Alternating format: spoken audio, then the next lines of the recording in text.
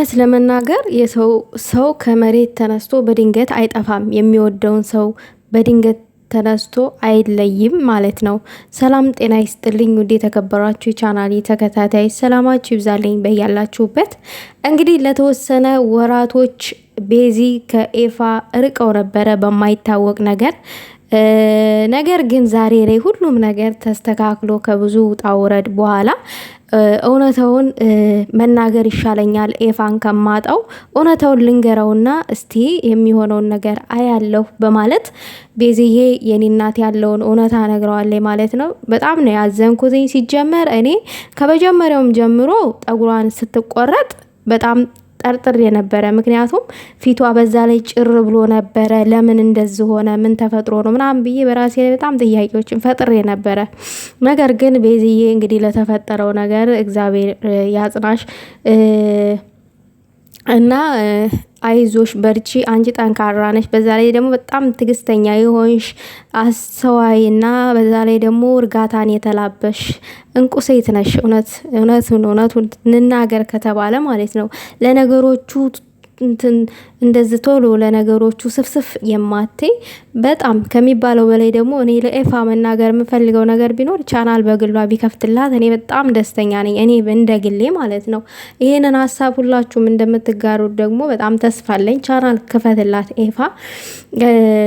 እንግዲህ ኤፋ ደግሞ ነገሮቹ ሁሉ ተረድተሃት እንደገና ደግሞ በድጋሚ እድል ስለሰጠሃት እውነታውን አምነህና እውነታውን ተቀብለክ በጣም ደስ ብሎኛል። እውነታውን አምነ ስለተቀበልካትና እንደገና ደግሞ ከጎንሽ ነኝ በችግርሽም ጊዜ በሀዘንሽም ጊዜ ብለክ እንደዛ አይነትን ተስፋ ስለለገስካት። በእርግጥ የጋሽዬ ልጆች ሁላችሁም ፍቅር ነው እንጂ የሚገዛችሁ ሌላ ነገር አይገዛችሁም። ይሄ የታወቀ ነው።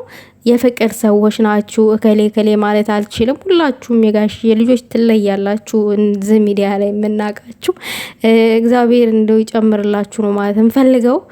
ቤዚዬ እንግዲህ ያለፈው ነገር እንግዲህ አልፏል። ሰው ሆኖ በዚህ ምድር ላይ ይፈተናል። መውደቅ መነሳት አለ፣ ሀዘን አለ፣ ማጣትም ማግኘትም አለ። እነዚህ ሁሉ ነገሮች አሉ።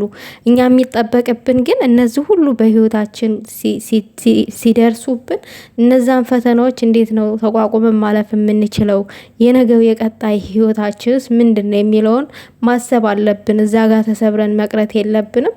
አንቺ ደግሞ ያ ሁሉ ሀዘንሽን ተቋቁመሽ እንደገና ደግሞ ለምትወጁ ሰው እንዳይደነግጥብኝ ይሄ ሀዘኔ ነው እና ሰው ማስደንገጥ አልፈልግም ብለሽ ብቻሽን ሀዘንሽን ለሰው ሳታጋሪ እስከ ዛሬ ድረስ ኖረሽ እንደገና ደግሞ ዛሬ መተሽ ነገሮቹን በማረጋጋት እንደዚህ በእርጋታ አስረድተሽ ለኤፋ እኔ ከምንም በላይ ደግሞ ኤፋ እንደዚህ መረዳቱ እንደገና ደግሞ እድል መስጠቱ እንደገና ደግሞ ካጠገብሽ ነኝ ማለቱ በጣም ከሚባለው በላይ ቤዛ ከመናገሯ በላይ አስደስቶኛል። እግዚአብሔርን ነው የምላችሁ።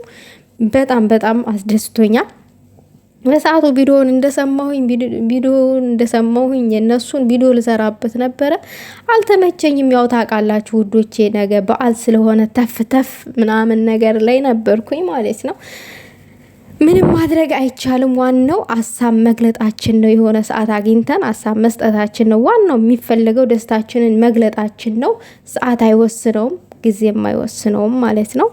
እንግዲህ ከዚህም በኋላ ደግሞ ኤፋና ቤዝዬ እጅ ለእጅ ተያይዛችሁ በፍቅር ክንፍንፍ እንደምትሉ አብራችሁ እንደምትቀጥሉ እኔ ባለሙሉ ተስፋ ነኝ። ከዚህ በኋላ በእናንተ መሀል ምንም ነገር እንደማይፈጠር ቢፈጠርም እንኳን መደባበቅም እንደማይኖር ከባድም ነገሮች ቢሆኑ እንደዚህ በትዕግስት እንደምታልፉ ሙሉ ተስፋ አለኝ።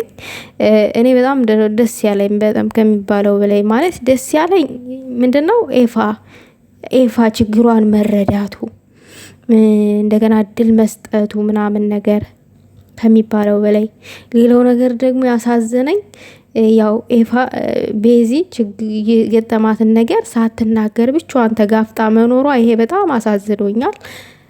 የኔ እናት የኔ እርጋተኛ እንግዲህ ምንም ማድረግ አይቻልም። ሁሉም ነገር የፈጣሪ ፍቃድ ነው የሚሆነው አይደለ? ቤተሰብ ሁሉም የፈጣሪ ፍቃድ ነው የሚሆነው እና ይሄንን ነው እኔ ማለት እንፈልገው። በጣም ነው በጣም ደስ ብሎኛል። ማለት አሁን እኔ የወደፊቱን ሲታየኛል ማለት ኤፋና ቤዚ እንደገና የነበረ ቦታ እንደሚመለሱ ውዶች በጣም ይታየኛል። በፊት የነበሩት መጀመሪያው ትውውቃቸው ደስ የሚል ነበረ ምናምን ወደዛ ቦታ እንደሚመለሱ ተስፋ አለኝ። ይህ ሊሆንም ይችላል እንግዲህ ከዚህም በኋላ ምንም የሚፈጠር ነገር አይኖርም። ምክንያቱም የተፈጠረውን ነገር በሷ ውስጥ አስረድተዋለች፣ ይቅርታም ጠይቋታል። ኤፋ በጣም ተጸጽቷል ምናምን ነገር ይኸው ነው የኔ ውድ ቤተሰቦች። ሌላው ነገር እንግዲህ ያቺኛዋ ደግሞ ኤደን እንግዲህ ይሄንን ነገር ኤፋ ሰምቶ ለቤዚ እሺ ብሏታል። እንግዲህ እሷ ደግሞ ምን ትል ይሆን ማለት እንግዲህ ያው ሴት ልጅ ትጎዳ አይባልም አይደለም። እንግዲህ እሷ ችግሯን ነግረዋለች ለኤፋ። እሷ ደግሞ ለምን ለኔ ተስፋ ሰጠኸኝ ብላ ቤዚንና ኤፋን እንደማትበጠብጣቸው ነው ተስፋ ማለት ተስፋ አለኝ ማለት ከህይወታቸው እንደምትወጣ በሰላማዊ መንገድ ምንም ነገር ሳትል።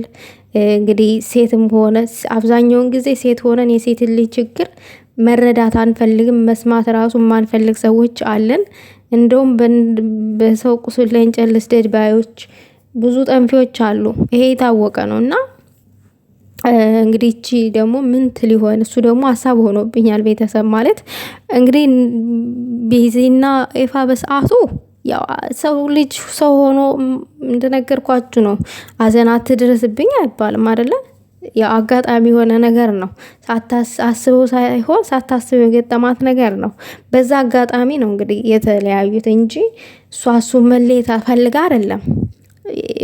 ኤፋ ደግሞ አሁን ከኤዱ ጋር እንደዛ አይነትን ጓደኝነትን የጀመረው ብቸኛ ስለነበረ አንድ፣ ሁለተኛ ነገር ደግሞ በቃ ፈልጎትም ላይሆን ይችላል እንደዛ አይነቱን ነገር ጓደኝነት ከሷ ጋር የጀመረው